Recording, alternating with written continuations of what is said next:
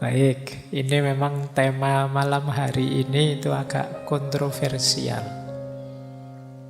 Ada yang pro, ada yang kontra. Ada yang setuju, ada yang tidak setuju.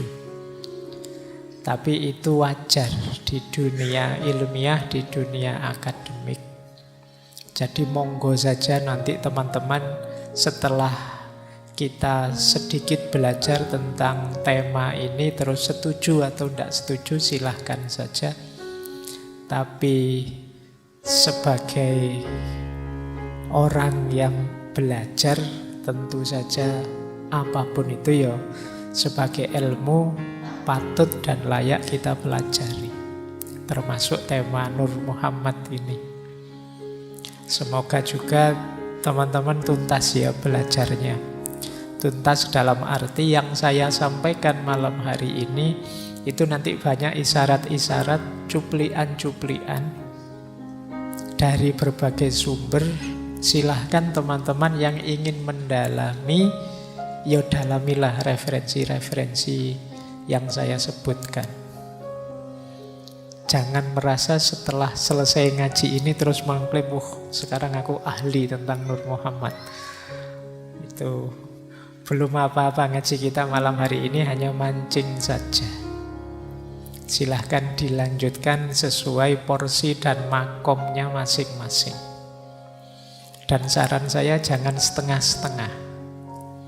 Kadang-kadang ilmu itu yang setengah-setengah membahayakan. Saya tiba-tiba ingat ada cerita wayang itu ya. Ketika Raden Abimanyu putranya Arjuna tewas. Di antara sebab dia mengalami bencana tewas itu karena belajarnya setengah-setengah. Jadi saat itu dia ini punya kemampuan bisa menembus satu strategi perang yang jarang orang bisa menembus. Strategi perang ini namanya Cakravyuha. Itu dia bisa masuk dalam jebakan strategi perang itu, cuma ilmunya setengah. Karena ini strategi ini luar biasa, tidak sembarangan orang bisa masuk. Kalau yang sudah bisa masuk menembus, dia tidak sembarangan orang bisa keluar. Nah, cuma Raden Abimanyu ini ilmunya cuma setengah. Dia tahu caranya masuk, tapi tidak tahu caranya keluar. Pada akhirnya dia tewas. Kenapa? Karena saat itu dia belajar dari ayahnya, Raden Arjuna. Cara belajarnya unik. Jadi dia diajari oleh ayahnya sejak dalam perut ibunya. Jadi Raden Arjuna mendiktekan cara mengatasi strategi itu saat dia dalam perut. Sayangnya waktu didikte oleh Raden Arjuna, tengah-tengah mendikte, ibunya ngantuk. Jadi pas bagian menyerang, menerobos, dia bisa. Tapi pas bagian keluar dari kepungan, ibunya tertidur. Ya ibunya tertidur ya karena dia dalam perut ibunya ikut tertidur. Akhirnya ilmunya setengah. Nah itu mungkin pesannya, ya kalau belajar jangan setengah-setengah. Atau kalau masih setengah ya jangan gaya dulu. Jadi kalau masih belum matang ya matangkan dulu.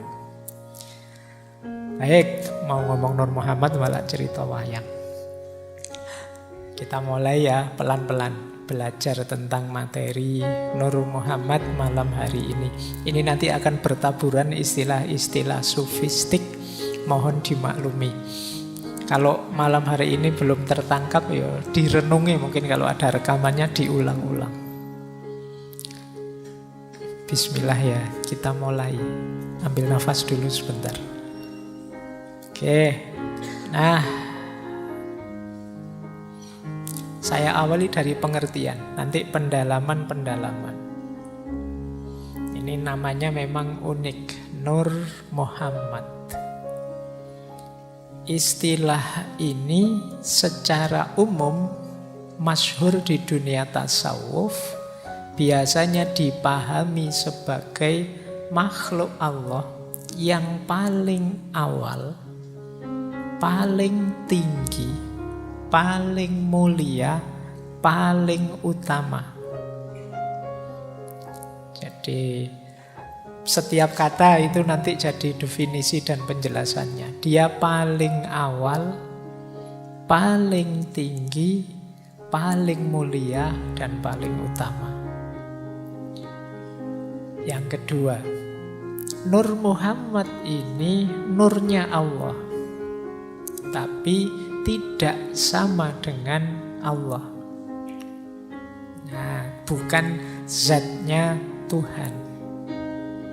Meskipun nanti salah satu pandangan menyatakan Nur Muhammad ini makhluk yang diciptakan sejak azali. Nanti muncul perdebatan kontroversi karena ada beberapa ulama yang bilang dia ini qadim. Nanti yang tidak terima bilang, lu satu-satunya yang qadim kan Allah.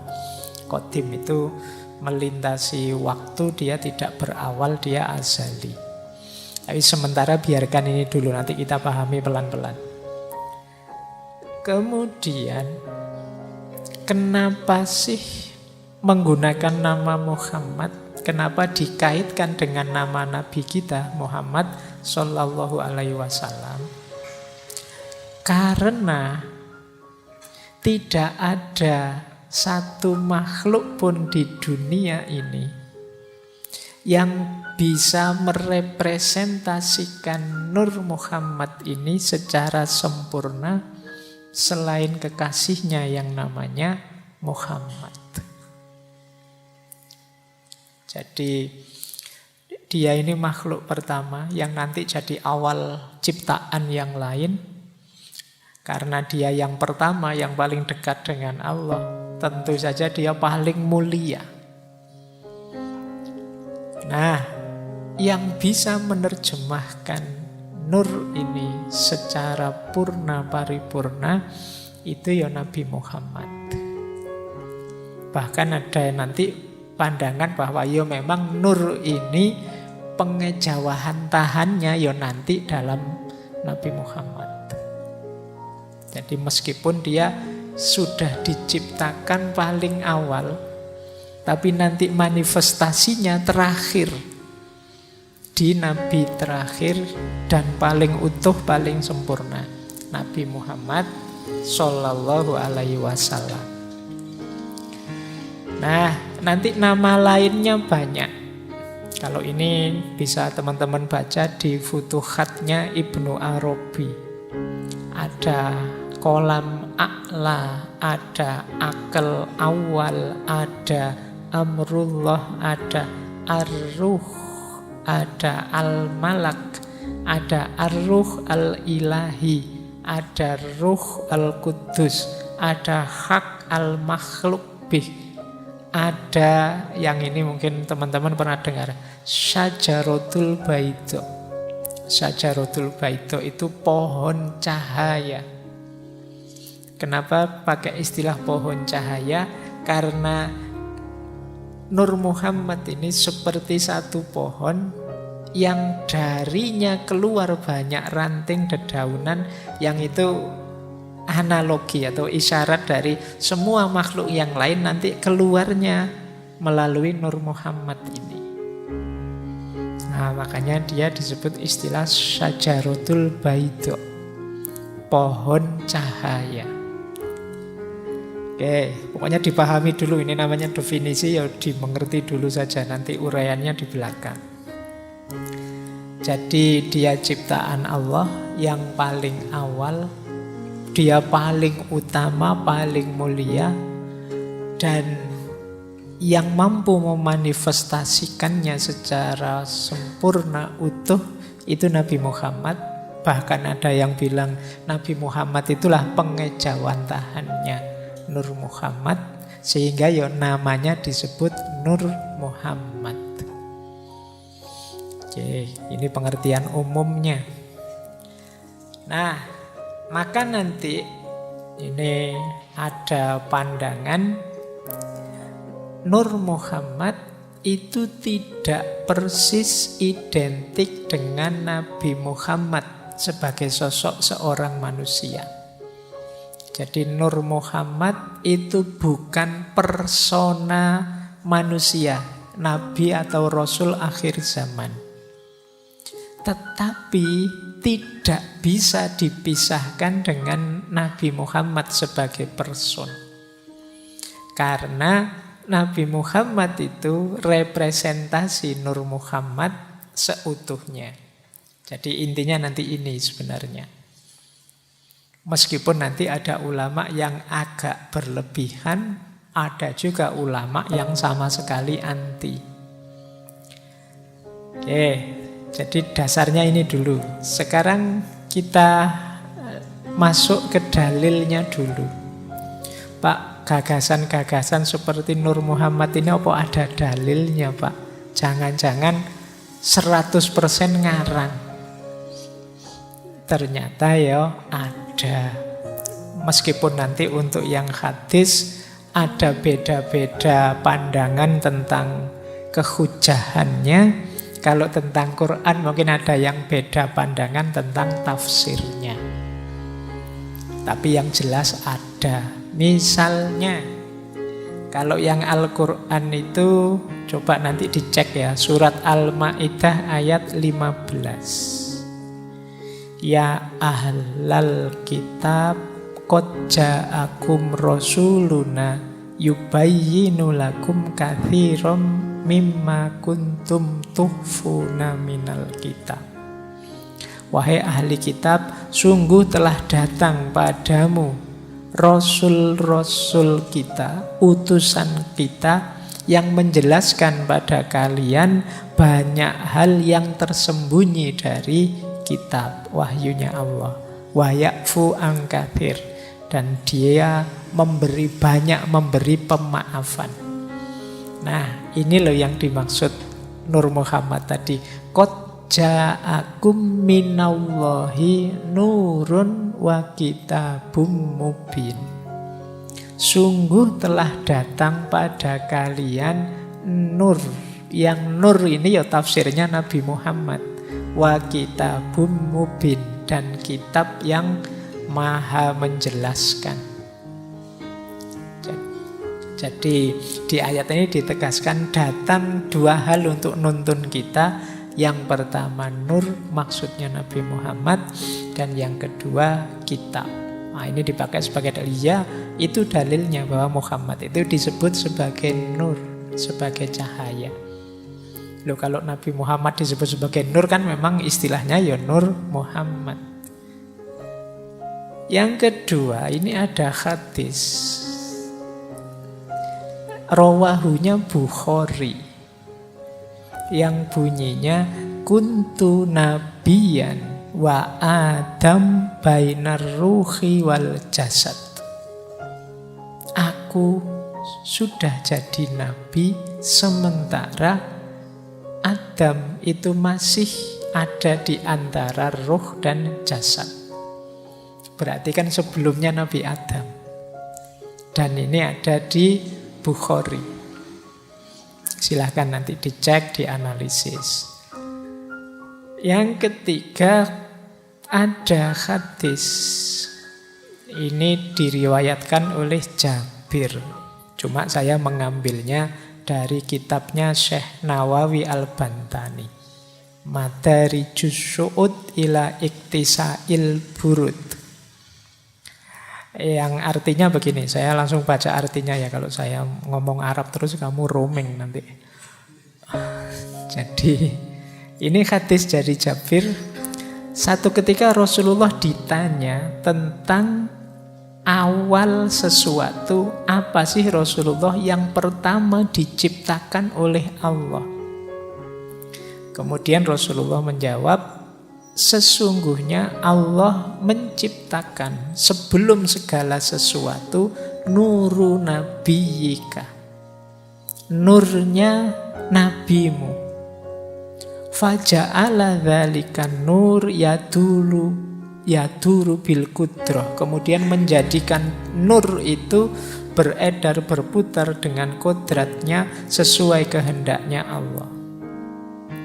Dan saat itu belum ada waktu itu, belum ada lauhil mahfud, wala kolam, belum ada kolam, belum ada surga, belum ada neraka, belum ada malaikat, belum ada manusia, belum ada jin, belum ada bumi, belum ada langit, belum ada matahari, belum ada rembulan. Nanti kalian cek ya hadis ini. Ini juga kontroversi, ada yang membantah, ada yang membenarkan. Dari sisi sanad, silahkan yang ahli hadis membahas itu. Tapi yang jelas ada ternyata yang jadi pijakan naklinya. Baik, kita lanjutkan ya. Ini materinya agak panjang banyak, jadi kalian ambil nafas agak panjang malam hari ini. Saya khawatirnya menangkapnya setengah-setengah, jadi sekalian saya tuntaskan. Nah, selanjutnya satu ayat yang paling banyak dipakai untuk menjelaskan Nur Muhammad ini, ya ini ayat surat An-Nur ayat 35. Ini pernah saya bahas di sesi ngaji filsafat yang judulnya Filsafat Cahaya. Silahkan dicari, saya tidak akan menjelaskan detail. Yang bunyinya Allahu nurus samawati wal ard mathalu nurihi kamishkatin fiha misbah, dan seterusnya. Semoga yang istiqomah ngaji ingat ketika sesi filsafat cahaya itu. Ayat ini nanti jadi awal munculnya ide yang puncaknya ide tentang Nur Muhammad. Jadi kita awali dari sini nanti. Baik ya, tidak saya baca full. Ini sudah saya jelaskan satu sesi penuh 2 jam. Kalau saya bahas lagi berarti malam ini bahas itu lagi 2 jam selesai ngajinya. Nah, sekarang kita lanjut. Pokoknya malam hari ini agak serius ini. Lanjut ya. Sekarang genealoginya kalau bahasanya Nietzsche ya. Kita lacak asal usulnya. Perkembangan historis seperti apa munculnya gagasan Nur Muhammad ini. Gagasan ini paling awal banyak disebut diawali dari tafsirnya Syekh Muqatil bin Sulaiman. Syekh Muqatil bin Sulaiman ini dari Balkh. Kadang-kadang nulisnya Syekh Muqatil bin Sulaiman al-Balkhi. Balkh itu ya Afghanistan. Beliau ini sejaman dengan Imam Abu Hanifah. Kalau Imam Abu Hanifah bidang fikih, kalau beliau ini dikenal ya bidang tasawuf dan ahli tafsir. Ada yang bilang beliau ini generasi awal yang nulis tafsir. Di antara tafsirnya yang sangat terkenal itu ya tafsir Al-Kabir. Coraknya memang agak isyari, agak mistik. Nah, hubungannya apa dengan Nur Muhammad? Syekh Muqatil bin Sulaiman inilah yang awalnya menafsirkan Nur di ayat surat An-Nur ayat 35 itu sebagai Muhammad. Jadi misbah yang ada di surat An-Nur ayat 35 itu menurut Syekh Muqatil ya itulah Nabi Muhammad. Cahaya dalam bentuk misbah, misbah itu lampu yang menyinari. Kata Syekh Muqatil ya Nabi Muhammad itu ya peran cahaya itu yang dijalani.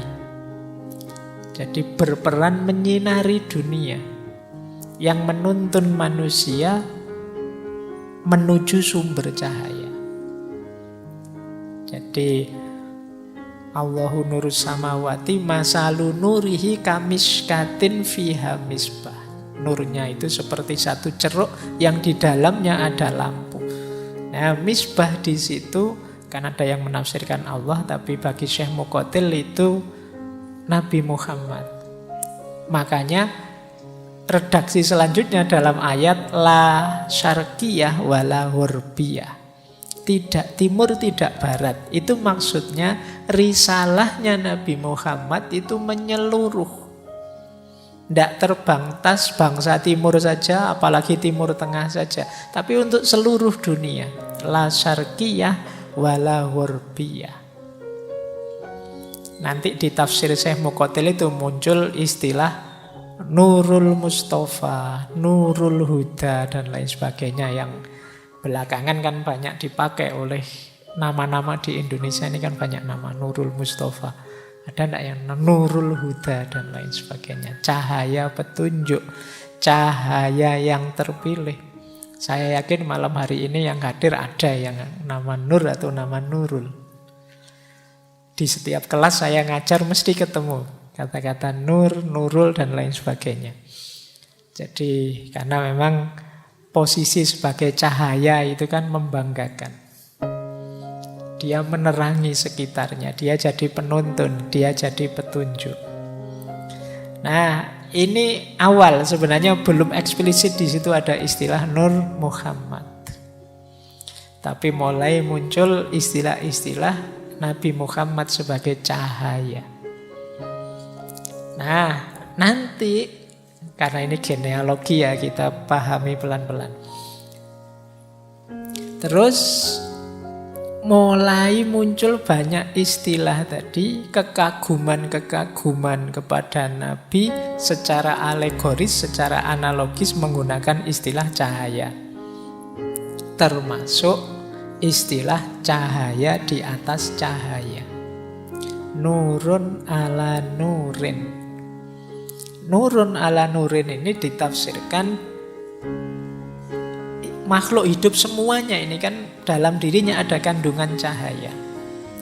Tapi puncaknya cahaya ya Nabi Muhammad itu, ya Nur Muhammad itu. Maka Rasulullah itu nurun fauqa nurin. Dia cahaya di atas segala macam cahaya. Selain cahayanya Allah tentu saja. Jadi diawali dari tadi misbah, sekarang jadi nurun fauqa nurin. Dan itu kemudian banyak dipakai istilah cahaya ini dalam syair-syair. Yang paling terkenal kan dalam kitab Maulid Barjanzi, karya Syekh Ja'far bin Hasan Al-Barjanzi. Sebenarnya judul kitabnya bukan kitab Barjanji. Judul aslinya itu kalau tidak salah ya Iqdul Jawahir. Jadi yang ditulis oleh Syekh Al-Barjanji itu nama daerah kelahiran beliau, Syekh Ja'far bin Hasan ini. Beliau ini mufti dari mazhab Syafi'i di Madinah. Meninggalnya juga di sana. Jadi beliau nulis Maulid Barjanji ini yang judul aslinya Iqdul Jawahir, atau ada yang bilang Iqdul Jauhar. Isinya sebenarnya sirah nabawiyah, tapi sangat puitis. Dan diantaranya menyebut itu nurun fauqa nurin, anta syamsun, anta badrun, dan anta nurun fauqa nurin. Nanti ada beberapa bagian dari kitab Barjanji itu yang disarahi oleh banyak ulama yang mengindikasikan adanya Nur Muhammad. Baik, sekarang mulai kelihatan ya asal-usulnya. Dari Syekh Muqatil kemudian muncul istilah-istilah status kecahayaan Rasulullah dan pengagungan terhadap beliau menggunakan istilah cahaya. Terus ya, cuma istilah definitif kata-kata Nur Muhammad itu baru muncul pada Syekh Sahal Al-Tustari. Jadi Ini ya beliau sufi dari Persia, kelahirannya Tustar, daerah Iran. Beliaulah orang pertama yang menggunakan istilah dan merumuskan konsep Nur Muhammad. Jangan salah, kalau teman-teman baca sejarahnya Syekh Sahal ini, beliau ini sudah jadi sufi sejak balita. Umur 3 tahun sudah belajar tasawuf pada pamannya. Kalian umur 3 tahun masih umbelen. Masih ngiler, masih tidak karu-karuan. Syekh Sahal ini sudah belajar tasawuf pada pamannya. Dan nanti banyak cerita-cerita karomah-karomah beliau. Kalau kalian kan kalau cerita senengannya karomah-karomah. Ada banyak. Ada yang bilang beliau ini kuat tidak makan sampai 70 hari. Tidak usah ditanya kenapa begitu. Itu namanya karomah. Ya kalau masuk akal saja ya namanya bukan karomah. Di antara keistimewaan yang diberikan oleh Allah. Ada terkenal sekali satu ketika beliau berdoa, ya Allah, anugerahilah aku kemampuan melihat rasa lapar sebagai rasa kenyang, demikian juga sebaliknya. Karena baik rasa lapar maupun rasa kenyang itu semuanya darimu. Nah itu menarik ya kalau pakai teori pikiran kemarin, apa-apa ya dari pikiran sebenarnya. Kan banyak cerita-cerita orang itu bisa tidak makan apa-apa karena terjebak di mana. Saya pernah baca zaman penjajahan Jepang itu ada orang yang karena terkurung di jadi romusa, tidak ada makanan, sampai yang dimakan itu pasir dan batu bata. Sehingga sampai merdeka pun dia masih punya kemampuan makan batu bata itu. Loh ternyata bisa. Tidak terbayangkan ya, mungkin kalau ke belakang keluarnya semen, keluarnya makanannya batu bata. Tapi bisa. Syekh Sahal Al-Tustari juga begitu, dikenal kuat menahan lapar. Ada cerita satu ketika orang pingin nguji, apa bener orang ini memang tidak makan, ibadah terus. Ternyata pernah pula, ternyata makan, tapi bukan makan sembarang makan. Jadi ada riwayat satu ketika orang yang sekian lama meneliti itu melihat di satu malam saat beliau ibadah malam, Syekh Sahal ini tiba-tiba muncul dari pintunya masjid itu datang seekor kambing. Entah dari mana. Yang oleh Syekh Sahal terus diajak ngobrol, bicara dengan bahasa Persia. Di riwayatnya memang diajak ngobrol dengan bahasa Persia, mungkin kambing Persia. Kalau kambing Jawa mungkin diajak ngomong bahasa Jawa. Nah, setelah itu Syekh Sahal ngambil gelas, kemudian dari kambing itu beliau mendapat susu dan diminum. Jadi ternyata ada karomah yang lain. Jadi beliau tidak nyari makan, tapi makanannya datang. Ini kan prinsipnya para sufi, orang-orang yang sudah ada di makom tajrid, itu dia sudah tidak mikir dunia lagi karena dia pasrahkan sepenuhnya urusan dunianya pada Allah. Jadi dia tidak ngurusi lagi besok aku makan apa, kerja apa, dapat apa, itu sudah di luar pikirannya. Dia hanya fokus menomorsatukan Allah saja, urusan duniaku biar diurusi Allah. Ini namanya orang yang sudah nyampe makom tajrid. Nah, cuma jangan ditiru. Makommu belum ada di sini. Kalau kita kan, ini kalau pakai istilahnya Syekh Ibnu Athaillah, makom kita itu masih makom asbab. Masih sebab akibat. Kalau pengen kenyang ya makan. Kalau pengen dapat makanan ya punya uang. Kalau pengen punya uang ya kerja. Ini sebab akibat, kita masih ada di situ. Jangan gaya di makom tajrid. Jadi kalau orang di makom asbab kok terus ambisius pengen naik ke makom tajrid, kata saya Ibnu Athaillah itu namanya hawa nafsu. Tapi kalau sudah nyampe makom tajrid, ya jangan mau repot seperti orang di makom asbab. Itu namanya degradasi. Jadi setiap orang sesuai makomnya. Lupa kan enak nanti yang di makom tajrid, nanti dia berarti levelnya lebih tinggi dari kita. Enggak. Di makomnya masing-masing silahkan mendekat pada Allah sesuai jalannya. Kalau kita yang di makom asbab, yo kita mendekat pada Allah sesuai kondisi kita, makom kita. Karena ridhonya Allah itu jatuh pada siapa, sepenuhnya hak prerogatifnya Allah. Jadi kalian tidak perlu minder, Pak saya itu apa, Pak saya itu levelnya enggak. Yo lakukan kebaikan semaksimal mungkin di makommu, di levelmu. Tidak usah nunggu, Pak saya besok aja lah Pak, rajin ibadah, kalau sudah makom saya naik setengah-setengah wali lah, ya sudah nyampe. Makommu masih ada di situ, ya jalankan saja yang kamu mampu di levelmu. Nah, Sufi awal yang dikenal mengkonsep Nur Muhammad ini beliau, Syekh Sahal Al-Tustari ini. Beliau juga nulis tafsir. Di tafsir beliau lah nanti muncul gagasan tentang Nur Muhammad ini. Jadi menurut Syekh Sahal Al-Tustari, ini konsep-konsep yang saya jelaskan di awal tadi banyak ngambil antara lain dari konsep awal Syekh Sahal Al-Tustari ini. Jadi yang pertama apa? Allah sebelum menciptakan alam semesta, yang diciptakan duluan adalah Nur Muhammad. Jadi ini ciptaan Allah yang paling awal. Mungkin ada yang protes, kok begitu sih Pak, kok tidak nyambung sih Pak. Kata Syekh Nawawi Al-Bantani, loh itu hak prerogatifnya Allah, mau menciptakan yang awal itu apa.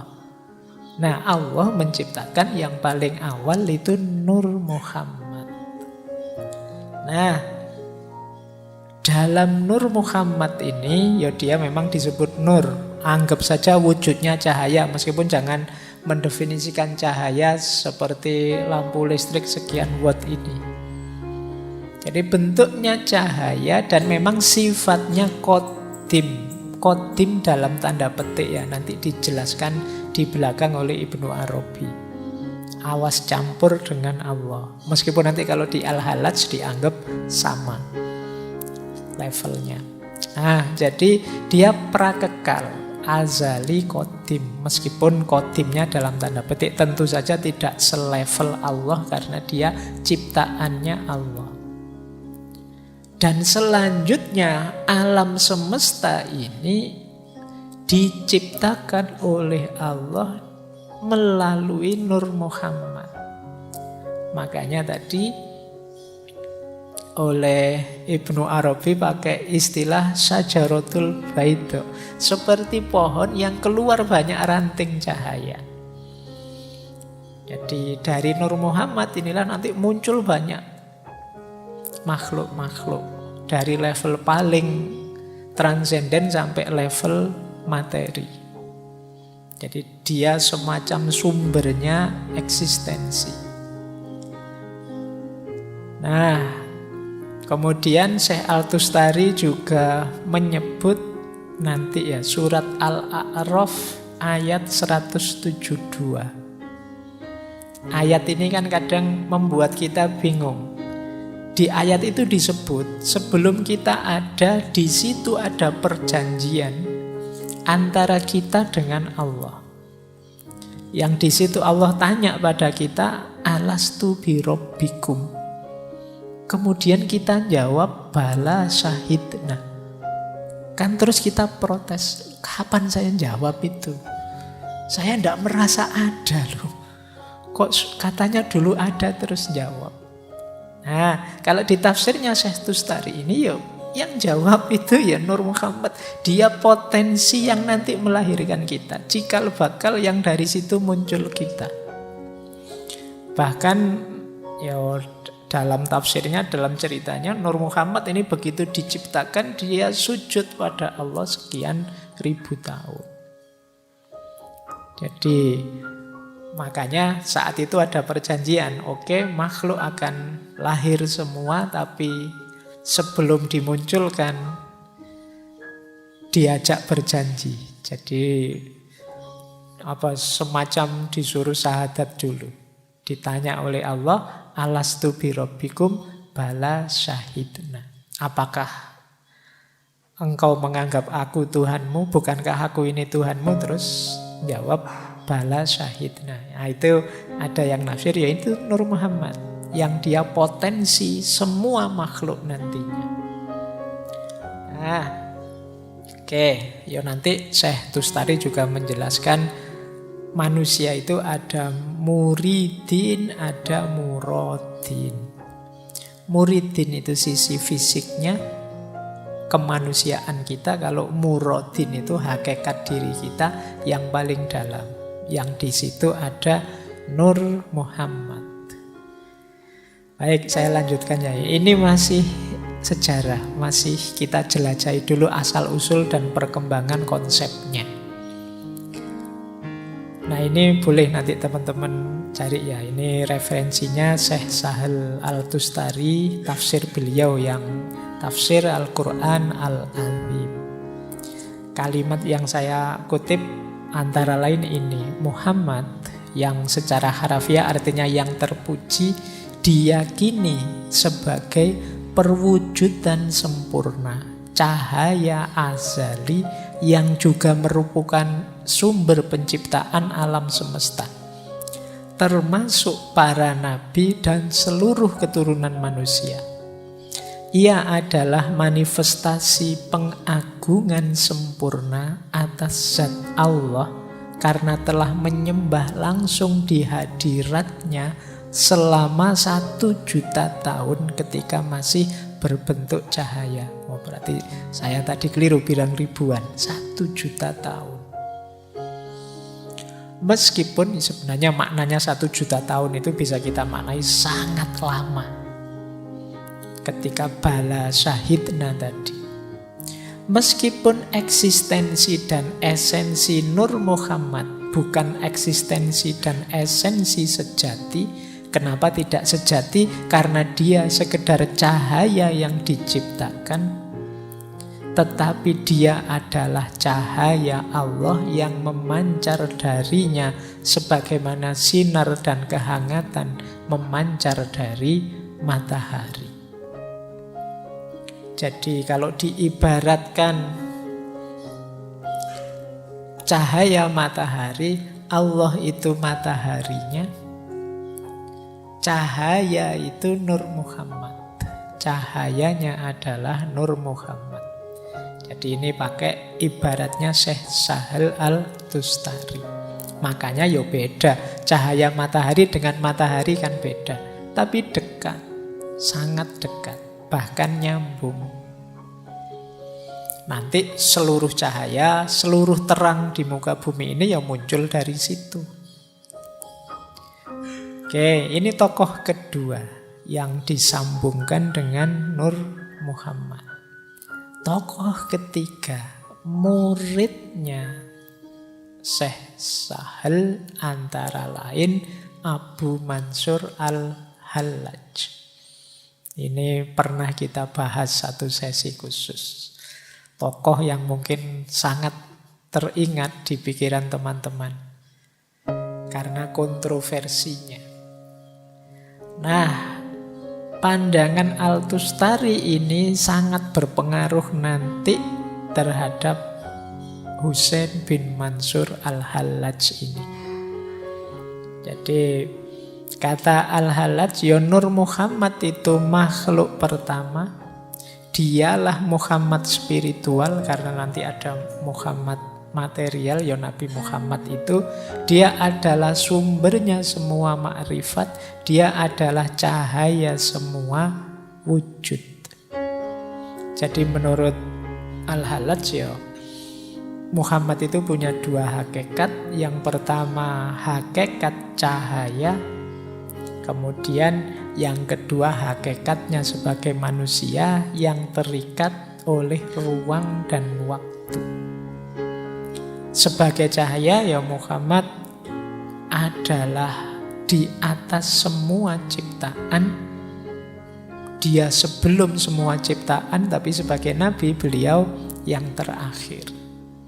Jadi ini di antara penjelasannya Al-Hallaj.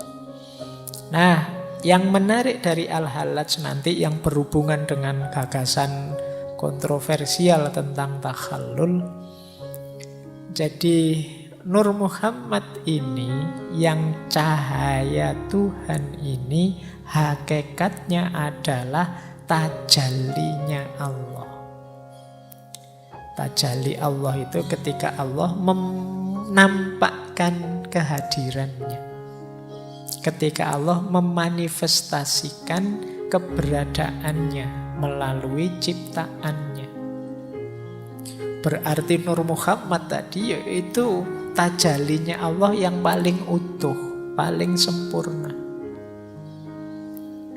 Jadi berarti apa? Orang yang mendapat Nur Muhammad ini, dia akan punya karakter ketuhanan. Karena karakternya Nur Muhammad ini yang paling mirip dalam tanda petik ya dengan Allah, dengan Tuhan. Karena dia tajallinya Allah yang paling utama, yang paling dekat, yang paling pertama.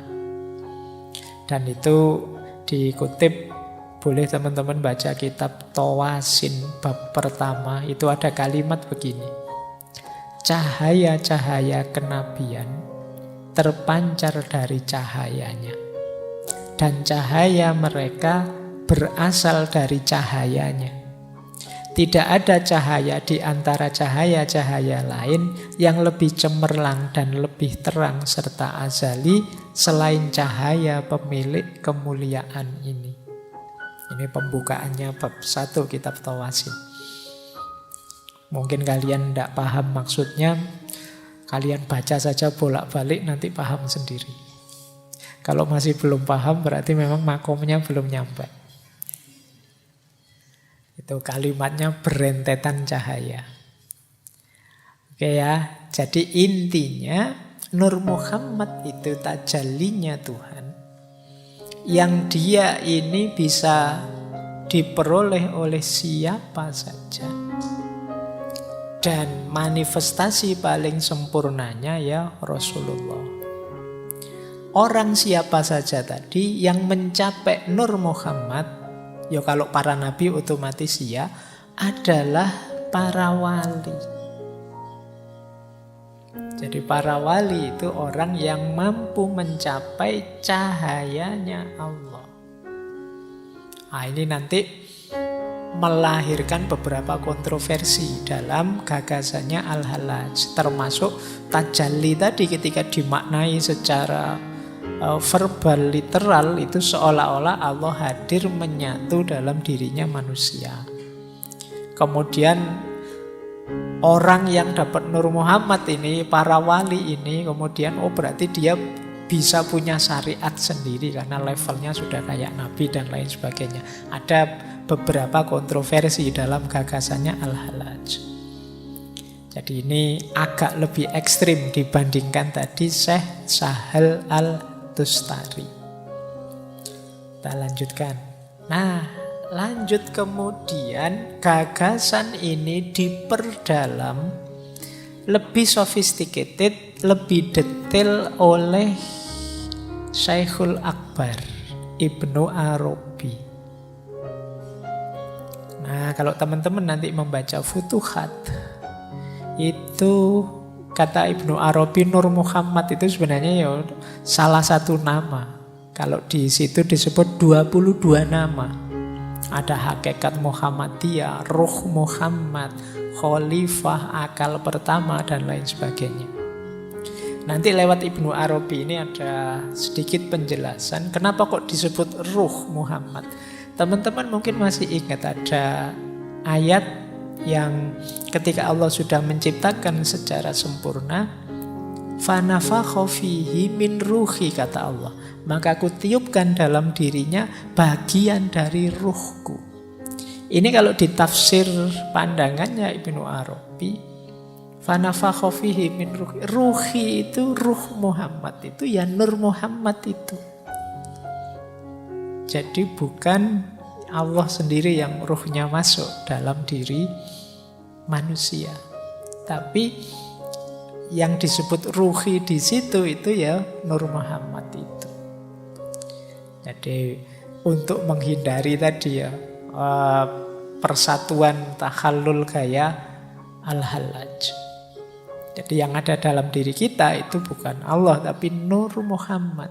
Ciptaan Allah, cahaya ilahi, ruhnya Allah. Jadi ruhnya Allah itu nur Muhammad yang dimasukkan dalam diri kita. Inilah yang harus kita cari. Karena ini yang hakikat hidup kita yang sejati itu ya cahaya itu. Kalau kita ingin jadi manusia sejati sesuai fungsi dan tujuan penciptaan kita, kita harus menemukan Nur Muhammad itu dalam diri kita.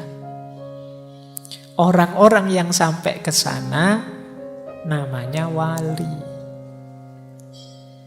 Orang yang diberi anugerah Nur Muhammad itu oleh Allah nanti namanya nabi. Jadi ini penjelasan dari Ibnu Arabi. Kenapa sih kok Nur Muhammad itu lahir? Nanti Ibnu Arabi mengawali dari satu hadis qudsi yang bunyinya ana kanzun mahfiyun fa khalaqtul khalqa fabi arafuni. Aku itu khazanah yang tersembunyi, maka aku ingin dikenal. Untuk bisa dikenal apa? Aku menciptakan makhluk. Dan makhluk itulah nanti yang mengenaliku. Jadi kenapa kok Allah menciptakan makhluk? Yang pertama kok Nur Muhammad? Karena Allah ingin dikenali. Maka diciptakanlah makhluk yang paling sempurna, paling perfect, paling dekat, dan paling mirip dalam tanda petik dengan Allah, sehingga mudah nanti mengenali Allah. Berarti tugas utamanya makhluk, Pak, kalau sesuai hadis ini, hadis qudsi ini ya berarti untuk mengenali Allah. Karena Allah itu laisa kamislihi syai'un, tidak bisa digambarkan seperti apapun, ya Allah menciptakan makhluk. Biar kita bisa lebih mudah mengenali Allah. Nah, makhluk prototipe yang paling perfect, jembatan yang paling memudahkan kita mengenali Allah ya Nur Muhammad ini. Nah, itulah tafsirnya Ibnu Arabi. Jadi makhluk itu jalannya Allah untuk bertajalli, menampakkan dirinya. Jadi dalam diri setiap makhluk sebenarnya terdapat kandungan ilahiyah. Yang itu yang harus kita hidupkan. Baik, ini pelan-pelan ya, nanti kita urai. Ini masih mentah pikirannya mereka, para sufi, para tokoh. Lanjut, ini saya belum nafsir-nafsir ya, saya hanya mengikuti yang ditulis. Kemudian melanjutkan tadi ya, manusia itu adalah tajallinya Tuhan yang paling sempurna. Dalam arti di antara semua makhluknya Allah, yang paling dekat kualifikasi dan kualitasnya dengan Allah itu manusia. Di antara semua manusia, yang paling puncak, paling sesuai karakter dan ciri-cirinya dengan Allah itu Nur Muhammad. Dan Nur Muhammad ini manifestasi konkretnya ada pada Nabi Muhammad. Jadi ini rentetan logiknya. Nah, nanti kata Ibnu Arabi, ya Nabi Adam dan Muhammad itu sama-sama bapaknya manusia. Kalau Rasulullah Nabi Muhammad yang manifestasi Nur Muhammad tadi adalah Abul Arwah, kalau Nabi Adam itu Abul Jasad.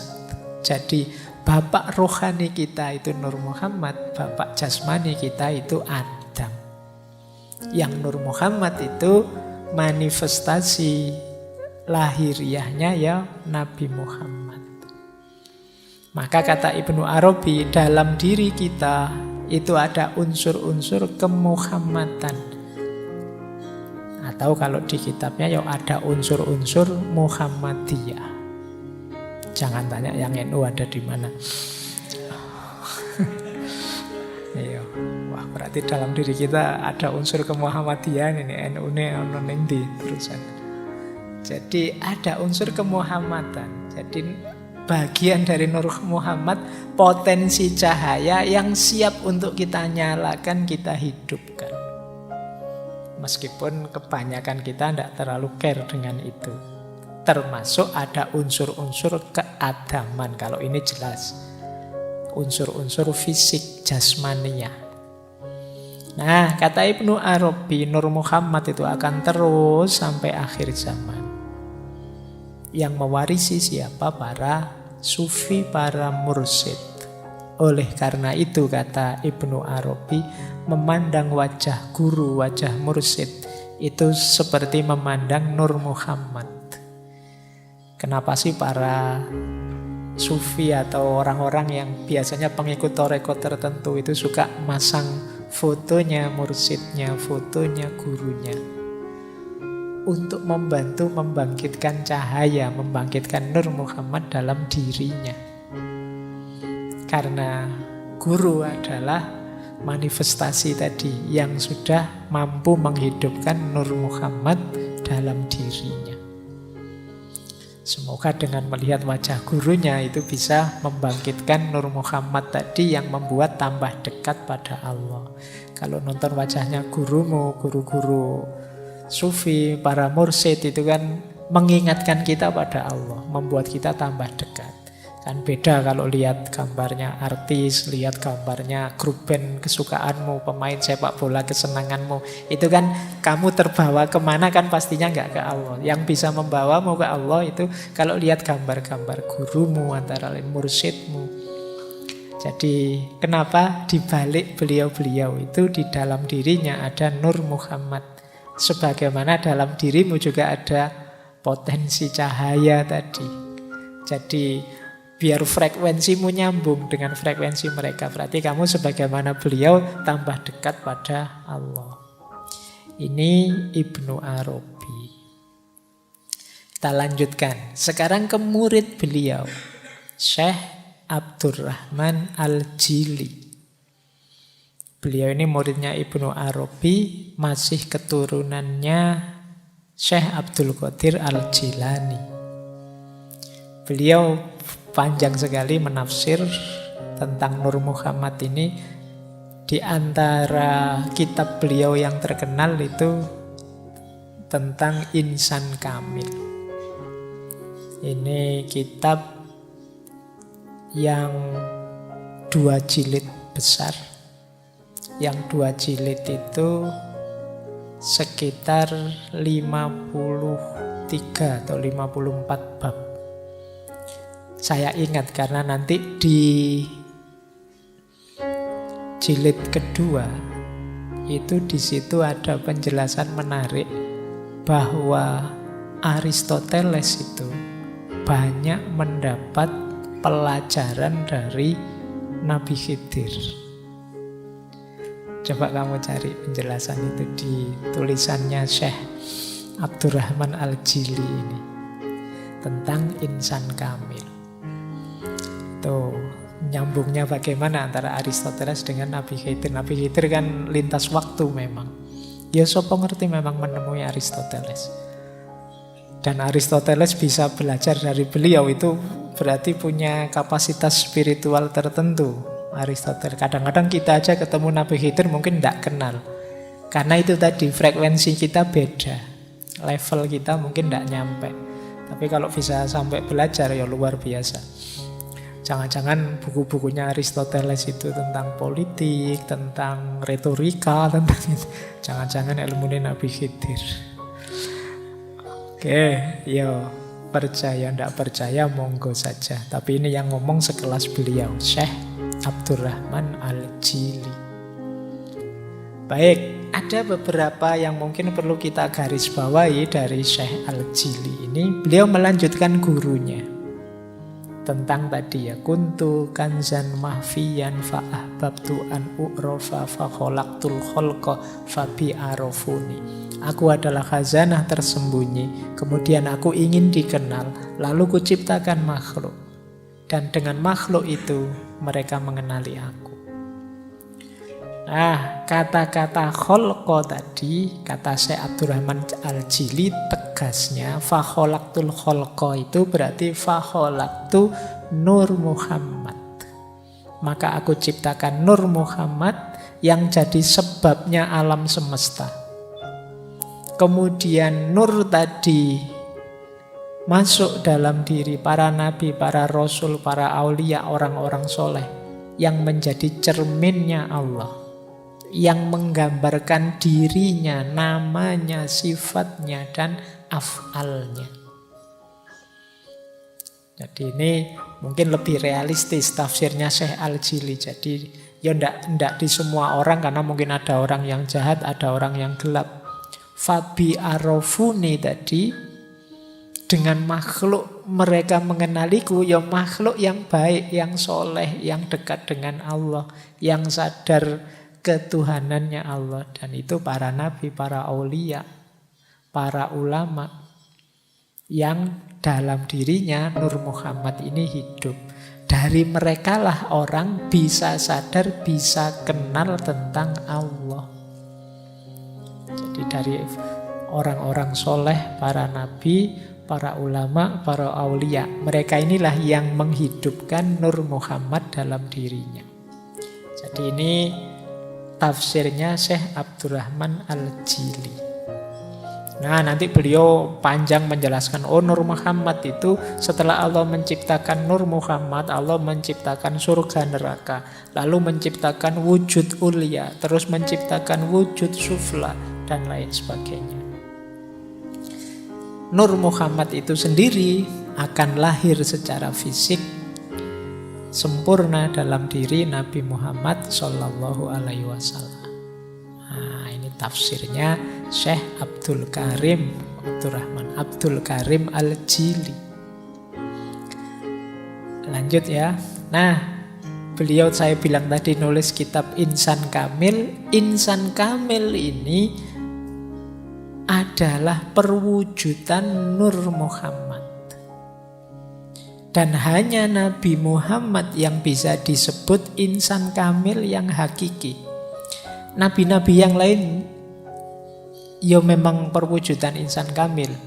Para ulama, para aulia iya, mungkin dalam diri kita sedikit iya. Tapi perbandingan insan kamil yang lain dengan Nabi Muhammad, kata Syekh Abdul Karim Al-Jili, itu perbandingan antara yang sempurna dan yang lebih sempurna. Yo, insan kamilnya nabi-nabi yang lain juga para wali sempurna, namanya kamil. Tapi Rasulullah ini lebih sempurna, memanifestasikan insan kamil. Kalau menurut Syekh Abdul Karim Al-Jili ini ya, insan kamil itu ada level bidayah, ada level tawasud, ada level khitam. Di level bidayah itu orang yang mulai dapat mewujudkan asma, sifat-sifat ilahiyah pada dirinya. Ini kemungkinan mengelola akhlaknya, perilakunya, takholak bi ahlakillah. Naik satu level tawasud. Di level tawasud ini biasanya sudah dapat wawasan-wawasan kemakrifatan. Di level puncak, level khitam, ini dia bisa merealisasikan citra ketuhanan secara utuh. Nah, ini mungkin nanti kapan-kapan kita bahas secara tersendiri ya, karena ureannya panjang. Karya Syekh Abdul Karim Al-Jili ini tentang insan kamil. Selanjutnya kata Syekh Abdul Karim Al-Jili, insan kamil ini muncul setiap zaman, sejak Nabi Adam sampai puncaknya Nabi Muhammad. Siapapun yang bisa mengaktualkan amalan dan tindakan seperti yang dilakukan oleh Nabi Muhammad, maka dia sebenarnya sedang menghidupkan citra yang paling tinggi yang bisa diperolehnya sebagai insan kamil. Jadi kalau kita bingung, Pak, gimana caranya saya menghidupkan Nur Muhammad dalam diriku? Ayo kita ikuti cara hidupnya Nabi Muhammad. Karena beliaulah yang memanifestasikan Nur Muhammad secara paripurna.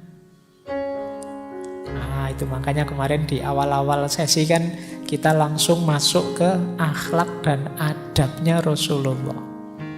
Loh, penting kita hidupkan itu dalam rangka, yaitu caranya untuk menyalakan, menghidupkan Nur Muhammad dalam diri kita. Yuk kita langsung niru pada yang paling puncak, menghidupkan Nur Muhammad, yaitu Nabi Muhammad sendiri. Jadi caranya mudah, niru.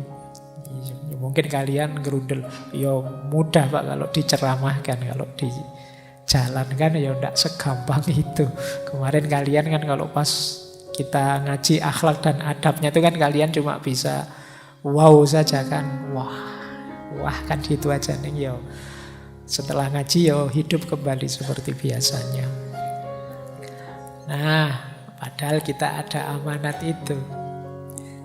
Katanya tadi kan semoga kita bisa jadi jalan dikenalinya Allah. Karena kita diciptakan itu antara lain Allah menciptakan makhluk itu kan untuk Allah agar dikenali. Jadi paling tidak orang kalau lihat kalian itu ya kesadaran ilahiyahnya muncul. Wah, nonton anak kok sesoleh ini, jadi ingat Allah aku kalau nonton kamu. Nah itu berarti lumayan kamu bisa membuat orang mengenali Allah dari melihatmu. Kayak kalian kalau lihat para ulama, para wali itu kan jadi sadar Allah. Cuma kan mungkin sekarang ya belum, kita masih di level-level kalau orang lihat kita mungkin pingin mukuli, pingin jengkeli masalahnya. Oke. Lanjut ya, ini kita sudah sampai pada Syekh Abdul Karim Al-Jili. Saya berhenti di sini di Abdul Karim Al-Jili untuk sejarahnya. Setelah ini panjang sebenarnya, banyak sekali ulama-ulama yang membahas tentang Nur Muhammad ini. Meskipun ada juga yang tidak setuju.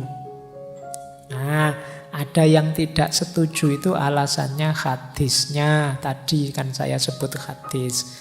Ada yang tidak setuju itu alasannya terlalu berlebihan mistik sufinya.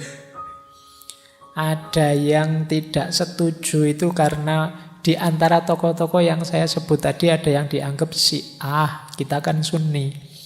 Kemudian macam-macam orang tidak setuju itu. Baik, ya tidak apa-apa kan tadi saya bilang setuju tidak setuju monggo saja. Tapi ini sebagai konsep, ini bagian yang khas. Kalau dalam tradisi tasawuf namanya tasawuf falsafi.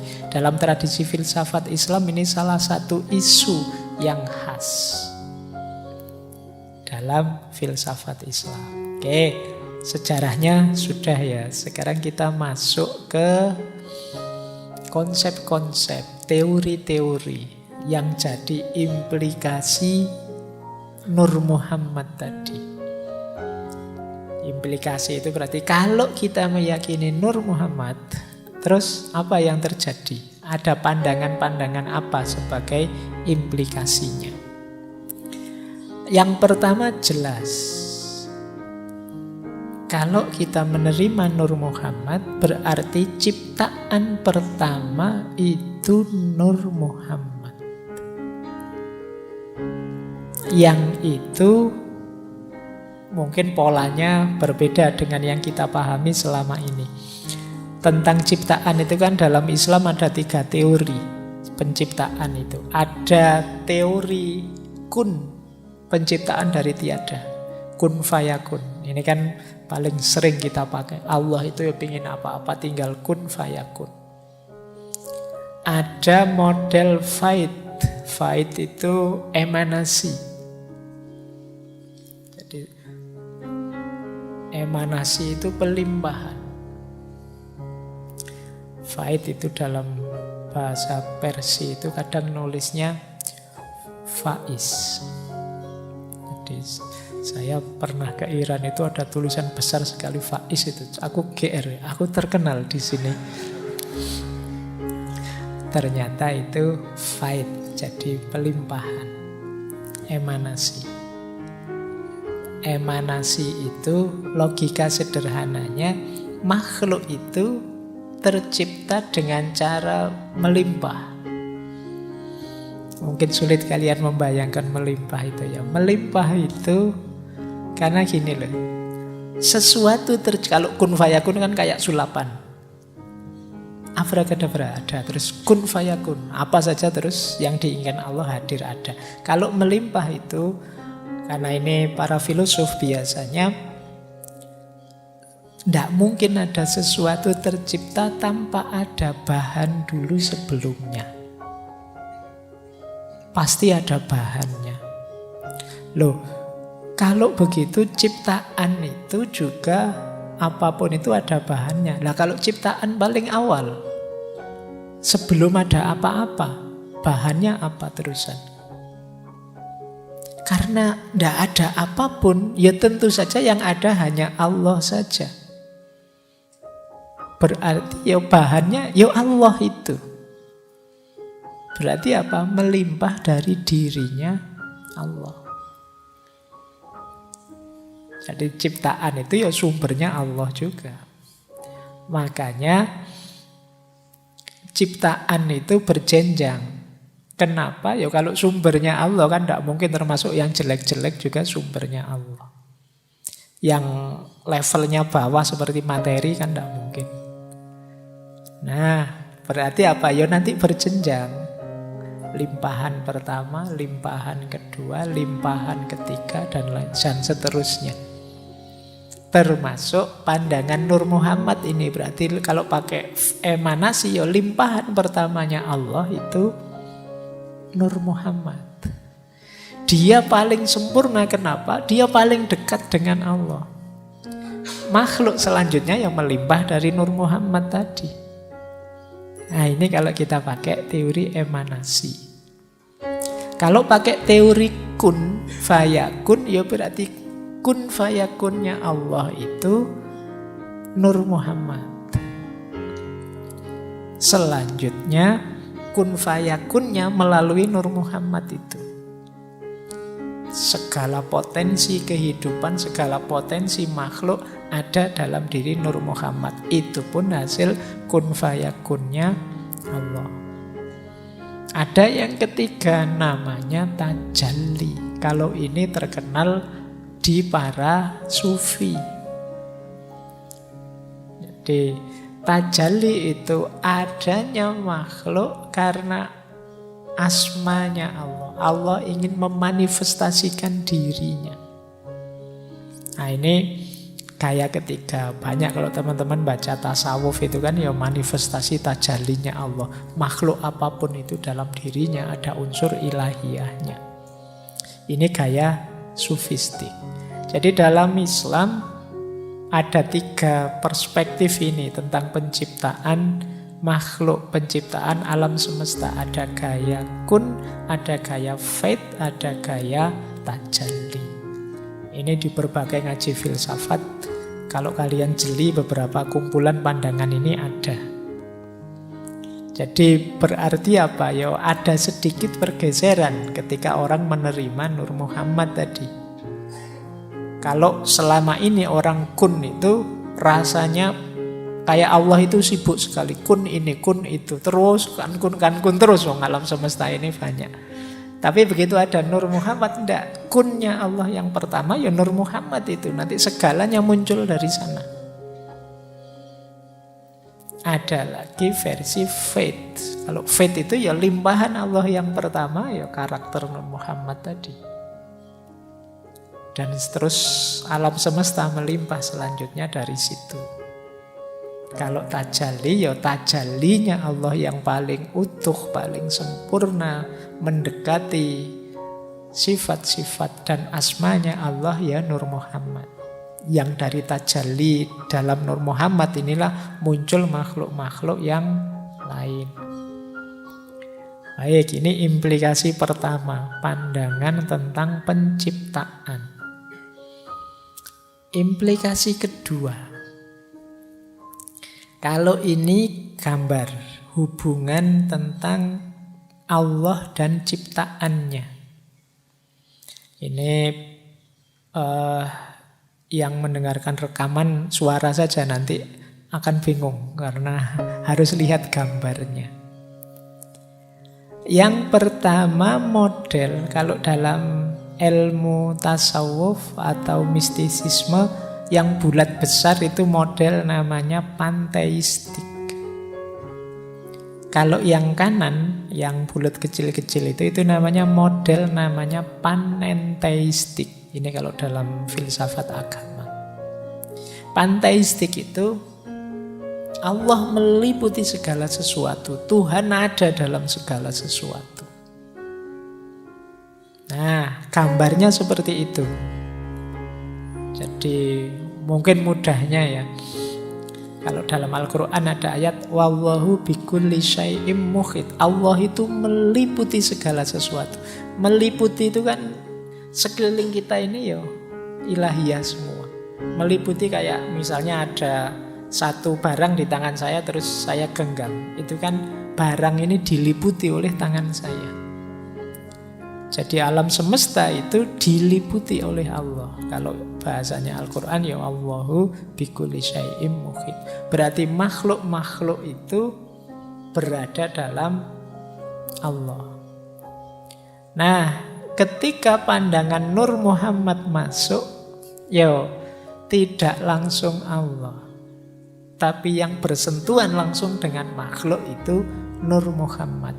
Maka gambar yang putih itu Nur Muhammad, yang kuning itu Allah.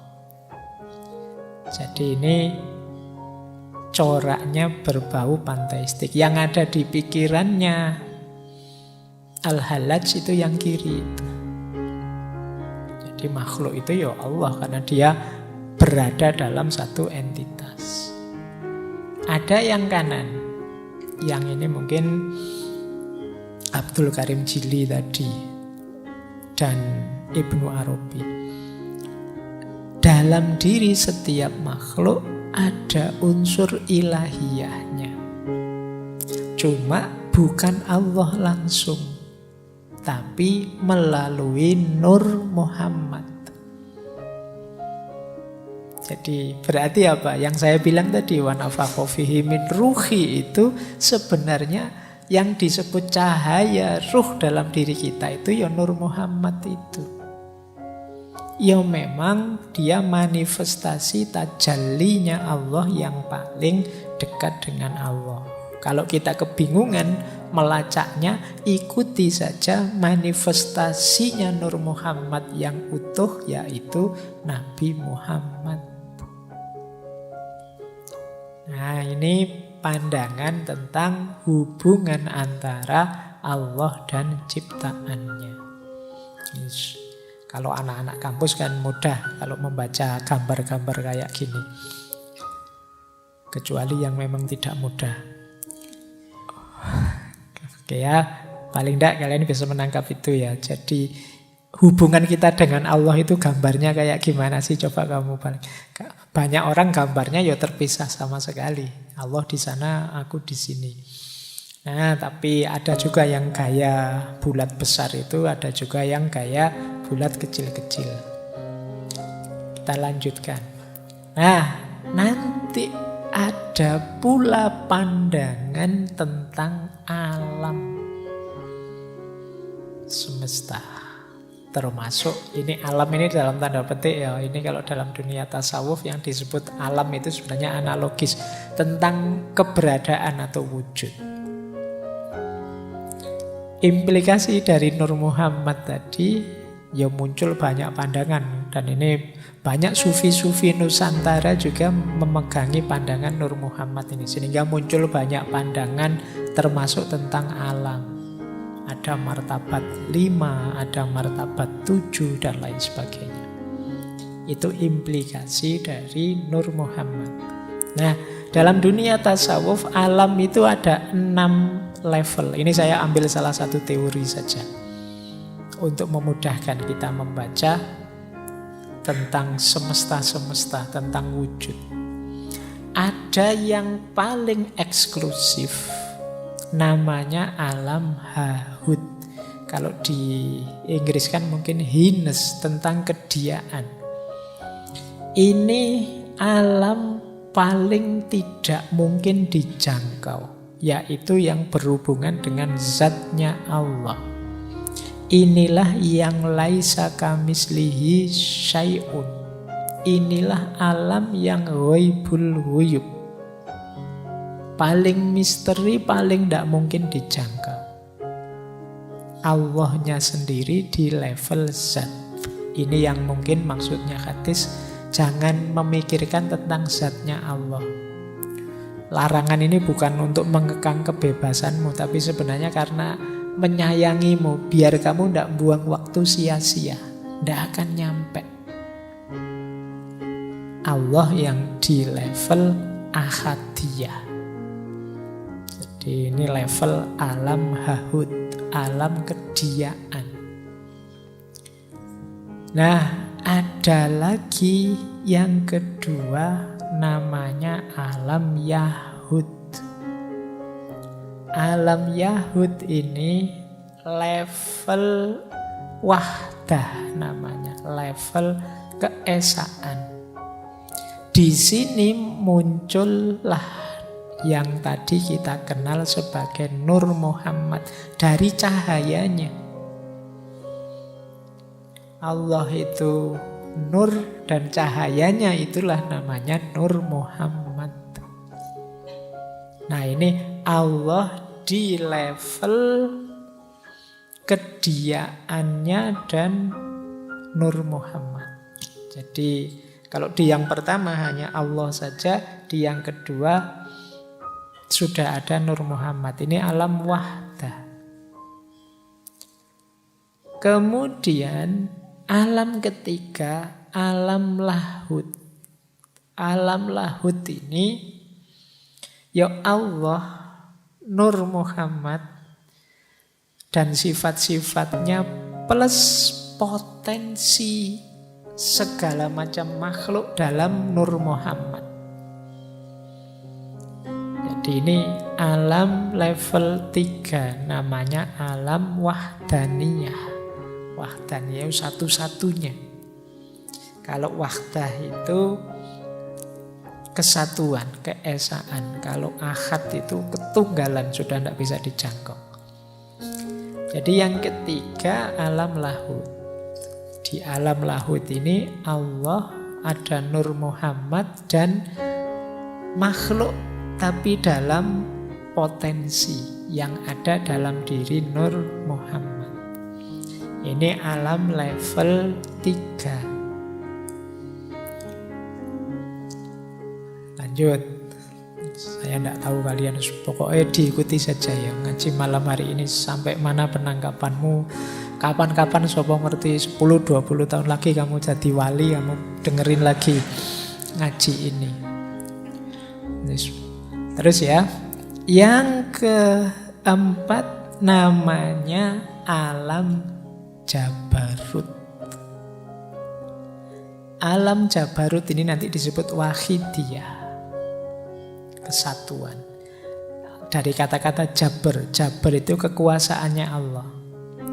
Nah, kalau tadi makhluk itu potensial, sekarang makhluk itu lahir dalam bentuk jiwa secara umum. Di sini nanti ada Lauhil Mahfud, ada Ummul Kitab, ada kolam. Ini di alam Jabarut ini.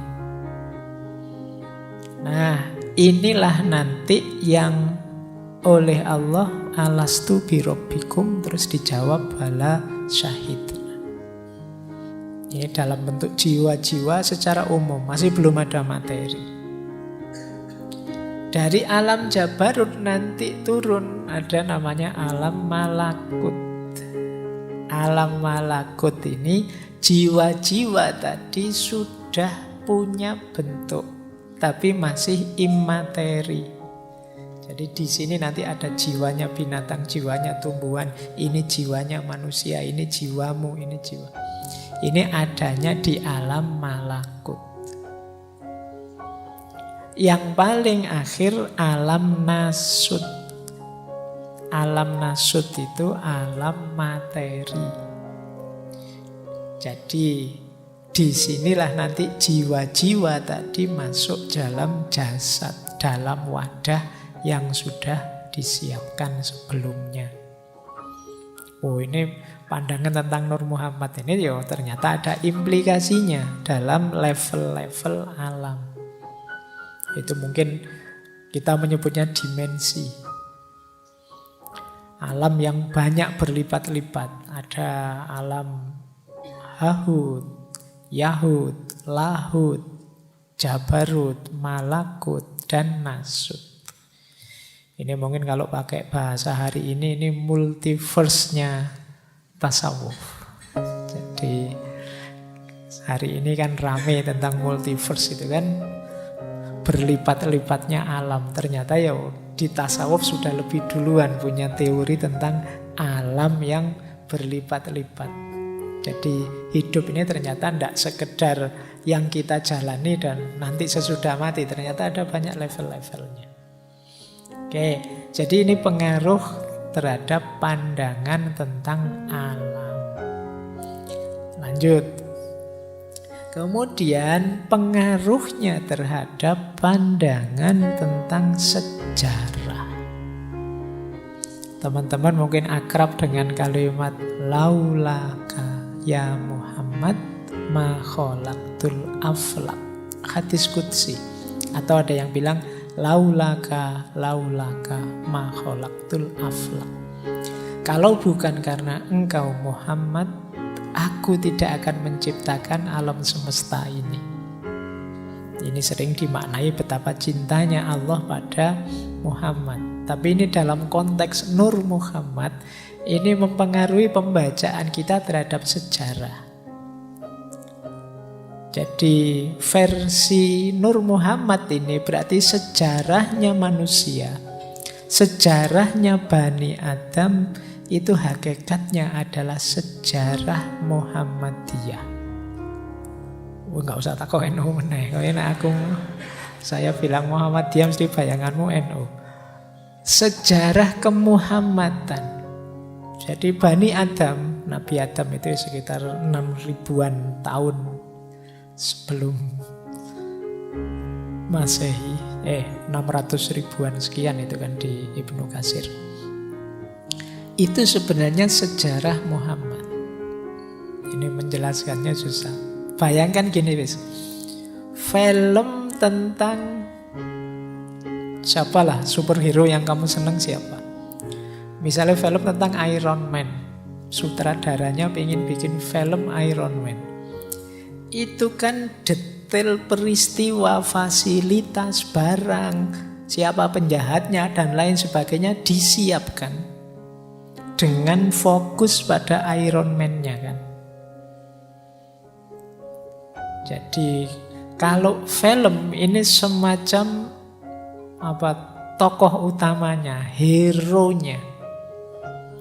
Jadi semua cerita, semua fasilitas, semua narasi itu sebenarnya mendukung sang hero ini. Itu kan kalau film.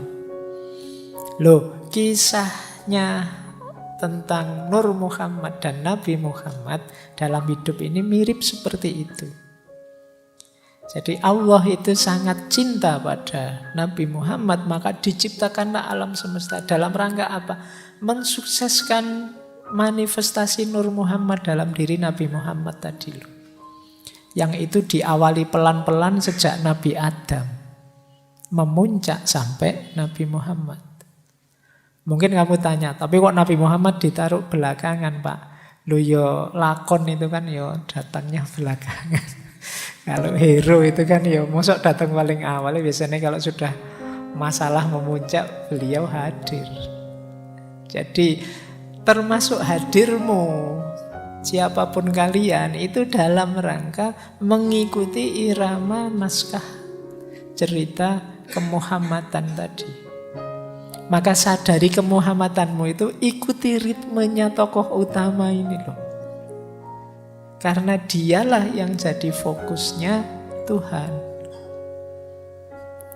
Jadi dia yang paling dicintai, yang dibuatkan cerita, mudahnya begitu. Biar kelihatan betapa sempurnanya Nur Muhammad dalam diri Nabi Muhammad, ya segala narasi, segala cerita disesuaikan. Yang cerita awal diawali sejak Nabi Adam dengan segala dinamikanya nabi-nabi selanjutnya sampai 124.000 seperti kemarin.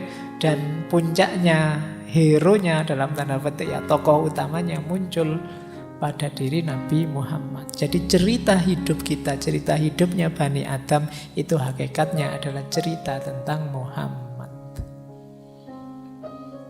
Oleh karena itu, eman-eman kalau kalian lupa dengan beliau ini. Ini tokoh utamanya di sini. Oke ya, bahkan innallaha wa malaikatahu yusholluna 'alan nabi. Memberi sholawat. Memang fokus perhatiannya selalu beliau, tokoh utamanya. Kayak kalian nonton film itu kan nunggu tokoh utamanya muncul. Kalau pas perang ya nunggu tokoh utamanya menang. Jadi polanya seperti itu. Jadi kita membaca sejarah itu berarti ya sejarah kemuhammadan. Karena laulaka ya Muhammad ma khalaqtul aflak. Berarti saya itu tidak penting ya Pak. Kalau kamu ingin dianggap penting, ikuti iramanya Nabi Muhammad. Teladani dia, maka kamu akan jadi orang penting di depan Allah. Karena kehadiranmu hakikatnya dalam rangka perwujudan cintanya Allah pada Nabi Muhammad. Oke, ayo nanti kamu renungi lagi ya hakikat kedirianmu. Cuma ini memang berat diterima karena manusia itu egois, lebih menganggap diriku yang sejati, diriku yang penting. Kamu kan tidak mau jadi peran pembantu kan, kamu semua ingin jadinya peran utama. Tapi yo harus diakui, Sang Maha Sutradara memposisikan peran utama itu Rasulullah. Nah, kalau kalian ingin dicintai juga oleh sutradaranya, ikuti irama hidup gaya Rasulullah. Baik, jadi ini diantara makna dari Nur Muhammad tadi, termasuk kalimat yang masyhur ini, laula kaya Muhammad ma khalaqtul aflak. Kalau bukan engkau wahai Muhammad, aku tidak akan menciptakan alam semesta. Baik, kita lanjut. Satu lagi implikasi pemahaman dari Nur Muhammad tadi. Dari situ nanti, dari pandangan tentang nur tadi, berarti cahaya itu ada spektrumnya, ada tingkatannya. Ada cahaya yang hakiki, ada cahaya imateri, ada cahaya materi.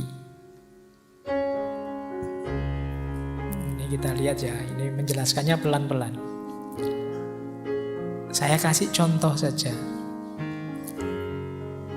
Cahaya yang paling bawah misalnya, cahaya materi. Materi itu berarti yang fisik. Fisik yang mengikuti ritme cahaya. Misalnya kebaikan. Kebaikanmu sedekah. Ketika kalian sedekah misalnya memberi uang fakir miskin, Ini kan jenis aktivitas cahaya, cuma sifatnya materi, kelihatan. Di balik kalian bersedekah materi ini, di balik itu ada cahaya imateri, yaitu cahaya jiwamu, namanya sifat dermawan. Sifat dermawan ini sebenarnya di balik itu ada bentuk paling ideal dari sifat dermawan, misalnya yaitu ketika kalian bisa dermawan sekaligus ikhlas, tidak mengharap apa-apa selain Allah saja. Karakter puncak kedermawanan semacam ini itu karakternya Nur Muhammad. Dari mana sumbernya karakter puncak Nur Muhammad semacam ini? Dari cahaya yang hakiki, yaitu Allah. Jadi ini level-levelnya cahaya. Kalian belajar misalnya, membaca buku. Membaca buku itu belajar. Ini cahaya materi, di level materi. Aktivitas yang baik, aktivitas yang soleh. Sifatnya kan kematerian, kelihatan, bisa dilihat oleh panca indera, tapi jenisnya cahaya. Nah, ini lahir kalian bisa membaca karena cahaya imateri, yaitu kesadaranmu untuk iqra, untuk belajar. Ini kan jenis cahaya juga. Nah, pola iqra yang paling ideal itu ikutilah Nur Muhammad. Yang sumbernya cahaya yang hakiki, yaitu Allah. Nah, ini level-level cahaya namanya, spektrum cahaya.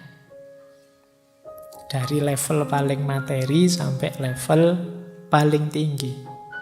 Pak opo ya memang diawali ya ada juga yang tidak tersentuh cahaya. Misalnya kalau tadi sedekah ya berarti yang tidak tersentuh cahaya itu berarti pelit. Tidak mau ngasih apa-apa. Ini berarti dia tidak tersentuh cahaya, namanya kegelapan. Ada yang cahaya di materi tapi imaterinya tidak. Kamu sedekah tapi pamrihnya besar. Nah, ada yang imaterinya bercahaya tapi belum memuncak. Tidak sampai level Nur Muhammad yang sempurna. Ya kayak kita, wah saya bukan nabi ya Pak, tidak bisa seikhlas itu misalnya ya. Tapi itu tetap cahaya meskipun belum puncak. Jadi yuk kita berusaha memuncak. Nah, jadi ini tingkat-tingkatan cahaya namanya. Oke ya. Nanti diulang lagi, didengarkan. Ada banyak contoh tentang ini dalam hidupmu. Jadi kalau ingin mencahayai hidupmu secara sempurna, ya cahaya materi dinyalakan, cahaya imateri dalam dirimu dihidupkan, dipuncakkan sampai level Nur Muhammad. Oke, lanjut. Saya tutup malam hari ini dengan pandangannya Imam Nawawi. Tadi sudah saya singgung sedikit pendapatnya Imam Nawawi Al-Bantani. Kan banyak kontroversi-kontroversi tentang Nur Muhammad ini. Kata Imam Nawawi, kalau ada orang kok rewel, tidak mau menerima konsep ini, ya tidak apa-apa. Tapi kata beliau, konsep Nur Muhammad itu kan tidak sulit sebenarnya dipahami. Karena dia statusnya adalah makhluknya Allah.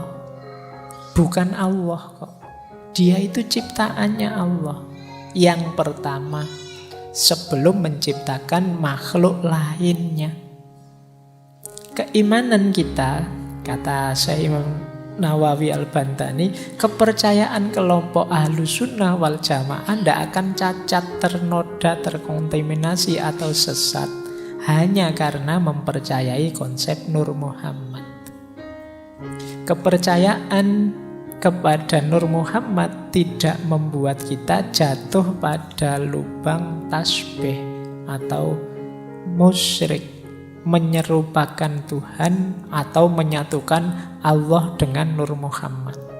Nur Muhammad ini statusnya makhluk, tidak sama dengan Allah. Hanya saja makhluk yang paling utama, yang paling mulia, yang paling penting di hadapan Allah. Dan itu kan hak prerogatifnya Allah untuk menciptakan makhluk yang paling awal siapa dan apa. Nah, ini komentarnya Imam Nawawi Al-Bantani. Itu kitabnya sudah saya tulis, silahkan dicari.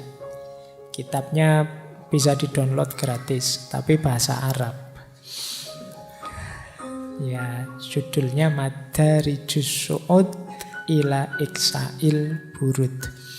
Isinya mensyarah Barzanji. Baik, terakhir, saya tidak berani panjang-panjang. Ini ulama-ulama yang membahas Nur Muhammad.